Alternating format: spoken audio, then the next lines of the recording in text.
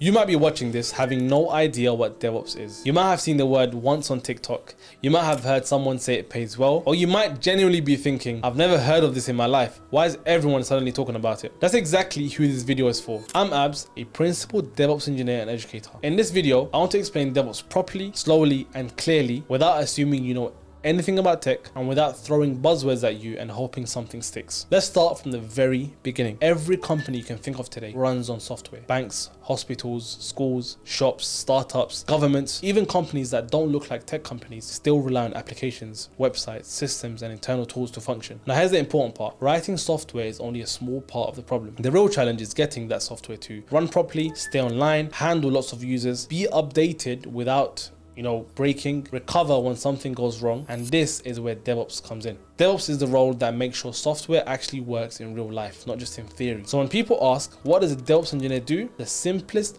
most accurate answer I'd give is a DevOps engineer makes sure software goes from idea to users safely, automatically, and reliably. Not once, every day, at scale. Now let me slow this down even more, because this is where most people usually get lost. At most companies, you have developers. Developers write code and build features. But once the code is written, a whole list of things still need to happen. Where does the code live? How does it get tested? How does it get deployed? What server does it run on? What happens if it crashes? What happens if 1 million people use it all at once? And how do you update it without downtime? Developers don't usually manage all of that. That responsibility sits with DevOps. DevOps is the bridge between code and reality. Now, why does this role exist at all? Because when the system goes down, companies lose money, sometimes thousands per minute, sometimes millions per hour. So companies care deeply about stability, speed, reliability, automation, and DevOps directly impacts all four. And that's exactly why DevOps is in demand. Now let's talk about numbers properly. According to multiple industry reports, the global DevOps market was valued at around $10 to $13 billion in the early 2020s, and it is projected to grow to over $50 to $60 billion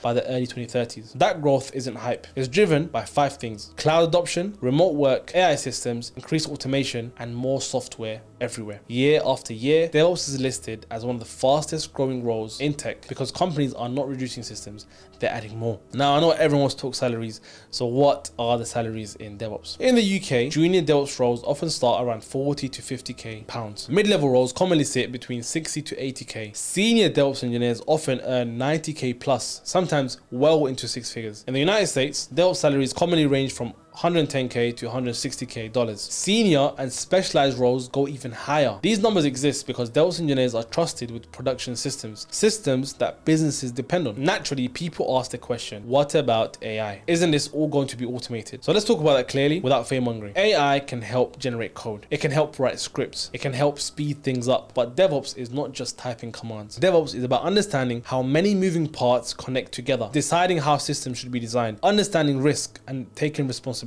when something breaks. AI doesn't own production systems. AI doesn't get blamed when things go down. AI doesn't make architectural decisions with business consequences. In fact, AI is increasing the need for DevOps because AI systems themselves need infrastructure, they need deployment pipelines, monitoring, scaling, security. Someone has to run all of that, and that someone is DevOps. Now let's talk about career progression, because this isn't a one-level job. People don't stay just DevOps forever. From DevOps, people move into senior engineering roles, platform engineering, site reliability engineering, cloud architecture, technical leadership. DevOps gives you visibility across the entire system, which is why it opens so many doors later. And here's another important point. DevOps is one of the few technical roles where non-traditional backgrounds are extremely common. People come from non-tech degrees, career changes, self-taught paths, no degrees at all, because DevOps is less about memorizing syntax and more about understanding how systems behave. Now at this point, you might be thinking one of two things. Either, okay, I think I understand what DevOps is now, or this still feels big, but at least it makes sense. That's exactly where you should be. Understanding what DevOps is comes way before learning how to get into it. There is a very clear roadmap for breaking into DevOps from zero, what to learn, in what order, and why. But that's a separate conversation because it's detailed and step by step. I've already made a video that breaks that part down properly, and you can watch that next when you're ready, right here. This video is about giving you the full picture. What DevOps is, why companies need it, why it pays well, why it's growing, and why it's not going anywhere. If you've watched this far and things are starting to click, save this video. Most people need to hear this explanation more than once before it really lands. And when you're ready to see how people actually break into DevOps,